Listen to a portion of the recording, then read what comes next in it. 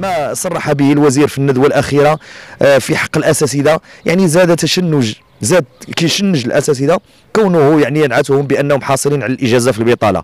نظن أن ما كاين حتى شي جامعة مغربية عندها شي شهادة بهذا الاسم اللي هو البطالة، وإلا كانوا هاد الناس عانوا من البطالة في واحد السنة أو سنتين أو 3 سنوات أو ما يمكن أن نقوله أن اللوم ليس عليهم بل اللوم على الحكومات المتعاقبة اللي ما قدرش توفر لهم مناصب ديال الشغل.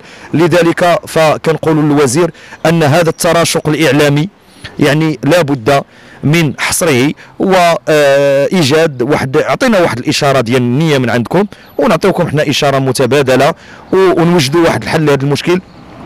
لان في الاول والاخير التلميذ اللي هو تلميذ اليوم اللي غيكون موظف الغد ما نسمحوش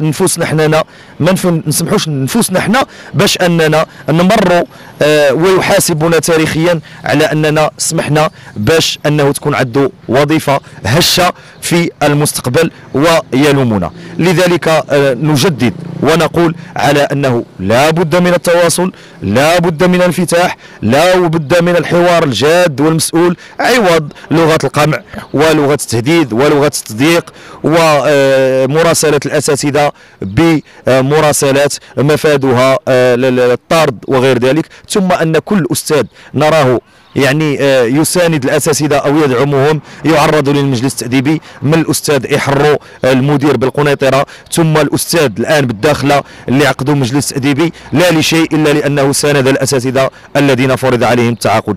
نقول لكم ان الشعب يساندنا وان الاباء واولياء وامهات التلاميذ يساندوننا وان الكل يساندنا، فافتحوا باب الحوار لايجاد حل المشكل. وتحيه للجديده.